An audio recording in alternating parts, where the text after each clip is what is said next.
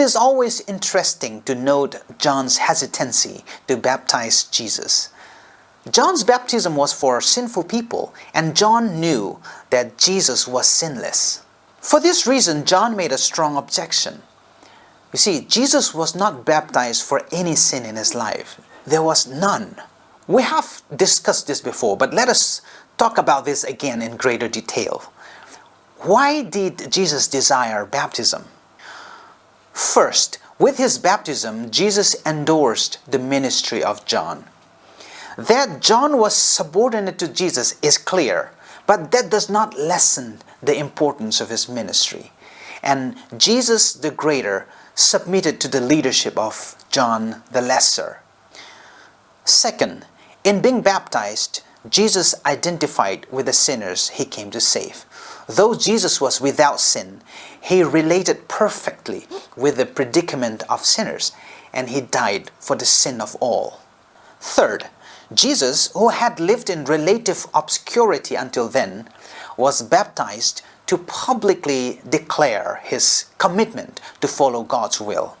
It was a moment for him to be introduced or to be presented to the public view. Obedience always brings God's approval, and this is represented in three ways immediately following the Son's baptism.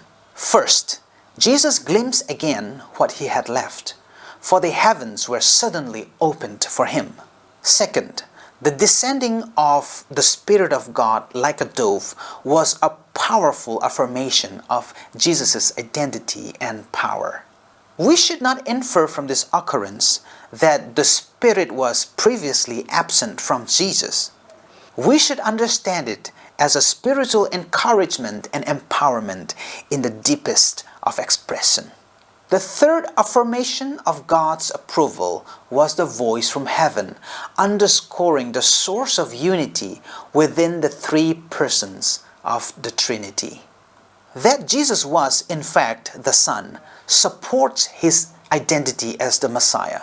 The Father was deeply pleased in the obedience of the Son, who took on fully the form of a man. I'm leaving you with a final thought to think about, and please do remember to share your thoughts in the comment section below. How did the presence of the Father and the Holy Spirit affirm Jesus' identity as the Son of God? Why is it important for all three to be present?